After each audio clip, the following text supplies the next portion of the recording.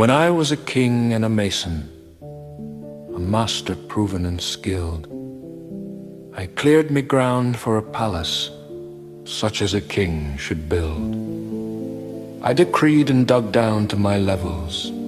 Presently, under the silt, I came on the wreck of a palace, such as a king had built.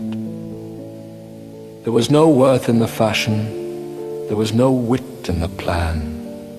Hither and thither, aimless, the ruined footings ran. Masonry, brute mishandled, but carven on every stone. After me cometh a builder, tell him I too have known.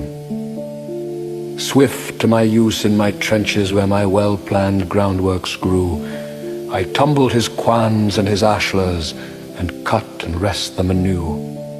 Lime I milled of his marbles, burned it, slacked it, and spread, taking and leaving at pleasure the gifts of the humble dead. Yet I despised not nor gloried, yet as we wrenched them apart, I rid in the raised foundation the heart of that builder's heart. As he has risen and pleaded, so did I understand the form of the dream he had followed in the face of the thing he had planned. When I was a king and a mason, in the open noon of my pride, they sent me a word from the darkness. They whispered and called me aside. They said the end is forbidden. They said thy use is fulfilled.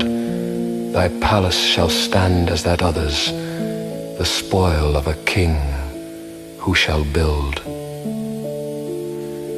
I called my men from my trenches, my quarries, my wharves, and my shears.